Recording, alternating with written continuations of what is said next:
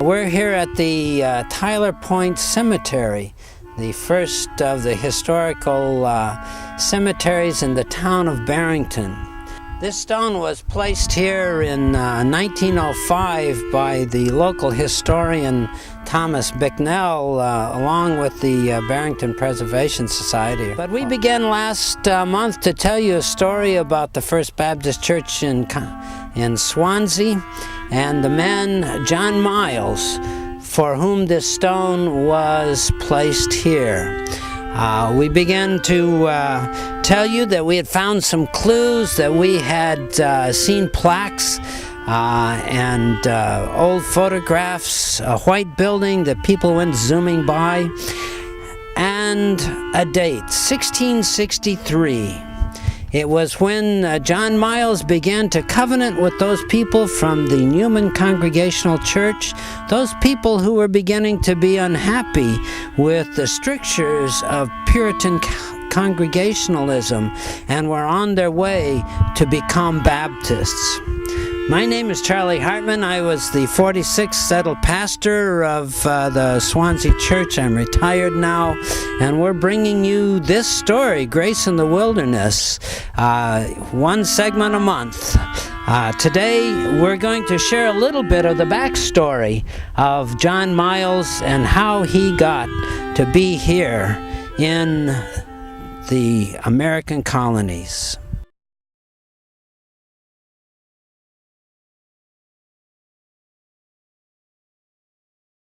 The First Baptist Church in Swansea was founded in 1663 as the First Baptist Church in Massachusetts, but it was the Fifth Baptist Church that was established early on in the colonial period, the first being the First Baptist in Providence under the leadership of Roger Williams in 1638, then John Clark's Church in Newport in 1640.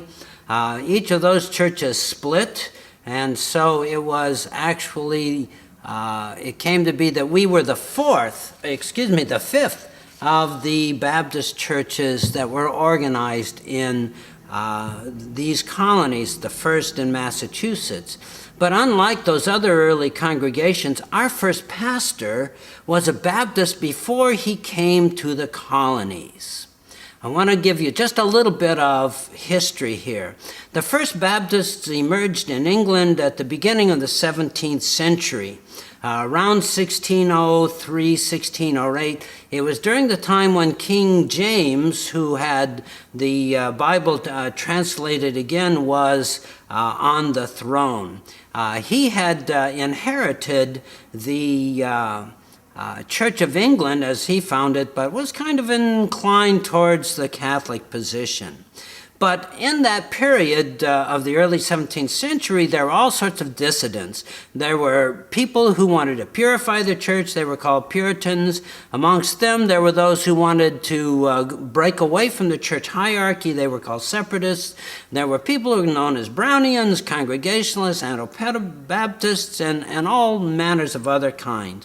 But they were all a product of what began in the Renaissance, when scholars and theologians began to look back at the original documents that had been rediscovered during that 15th century period. This led to the Reformation, when the focus went back to being attentive to the authority and the accuracy of the Holy Scriptures, the Bible. Of course, you can't keep politics out of this, and from the Reformation forward, the different religious groups became politically separated from each other. The greatest case, of course, was probably Henry VIII, who broke with the Roman Catholic Church so that he could have an annulment of his wedding and eventually produce a male heir. After Henry, the Elizabethans settled on the form of the church being more like the Roman Catholic Church, with a more Reformed or Calvinistic point of view in their theology. It was in this context that the Puritans began, both within the Church of England and outside of it, to criticize and change the way that churches began to be organized. The separatists moved towards a very local kind of polity, a congregational form where each congregation was separate from others. And even within that movement, there were those who were called nonconformists, who wouldn't wear robes or use the Church of England's prayer book. Eventually, around 1603 to 1608, these kind of dissident peoples began to converge in particular areas. Around the Gainsborough-on-Trent area, in a village I believe called Scrooby, there were people who began to be very aware of their differences. Eventually they had to leave. Those who were called General Baptists gathered with Smith and Helwys. They went to Amsterdam around 1608.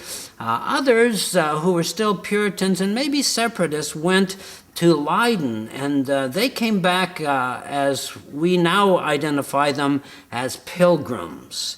John Robinson, who was their pastor, stayed in Holland, eventually died there.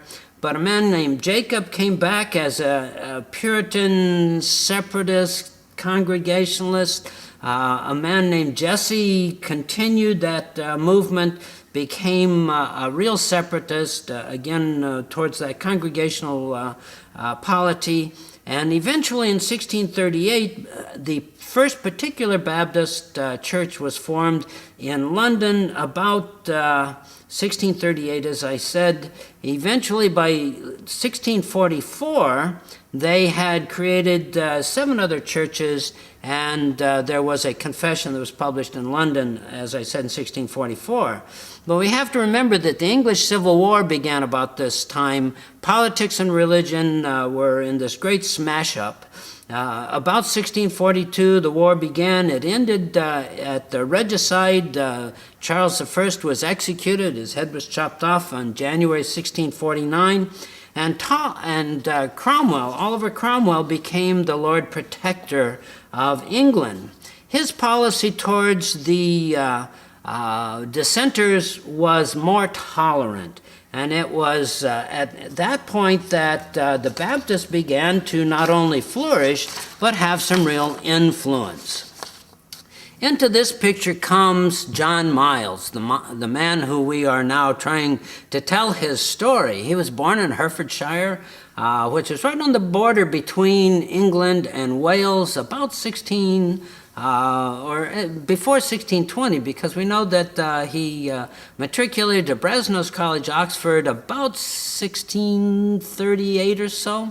And then in 1649, after the execution of Charles I, he went to London to the Glasshouse Church, was a particular Calvinistic church, and had his Baptist credentials sort of confirmed. Miles then went back to Wales and founded 5 congregations and organized them not only in each locality, but in a way that they would communicate and form regular rules of behavior and belief.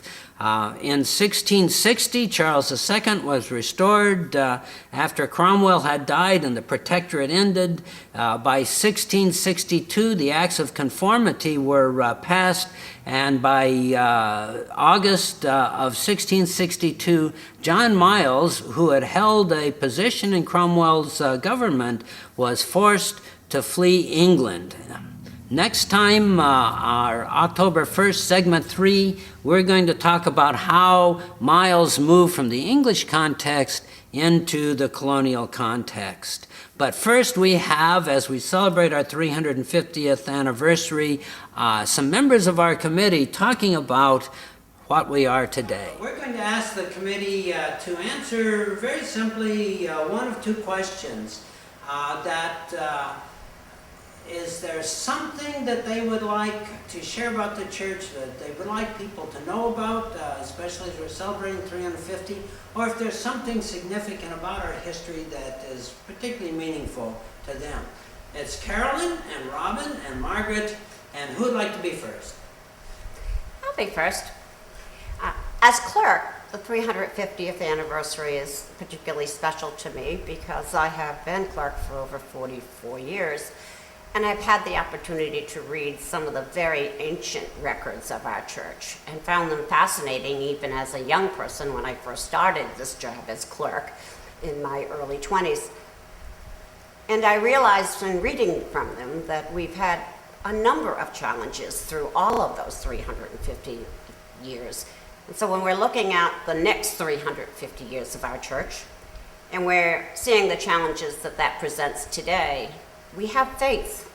We can take faith from the old ancient records that those challenges can be met if we stay as a united, loving body and stand for the Word of God. Because I'm an historian, history is obviously very important to me, and the history of this church makes me very proud to be a member. But I think the thing that I find extra special about this church, about this congregation, is the way in which everyone is so loving and supportive. This is a very unique congregation, and it has been right from the start and continues to be so today. Everyone is very much in fellowship with each other, whether we're in church or out of church. There's a lot of caring and support. There's joy, people to share your joys, people to share your concerns, and that makes it an incredibly special place to belong. Well, I've been active or a member of the church since I was a tot, maybe 3 or 4 years old, and I've always considered the people here my family, my extended family. And I've watched it over the years and how they approach different things, and everybody seemed to get along, and they had great suppers, and they were very community oriented.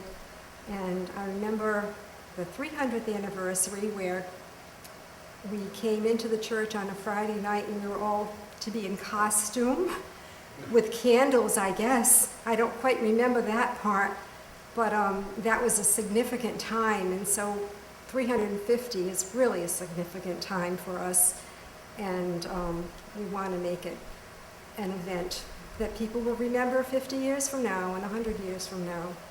And what helped me a lot over the years is I liked the history that was involved in the church, and I grew up in the house that is considered the Eldad Kingsley House in South Rehoboth, and he's one of the signers of the original covenant.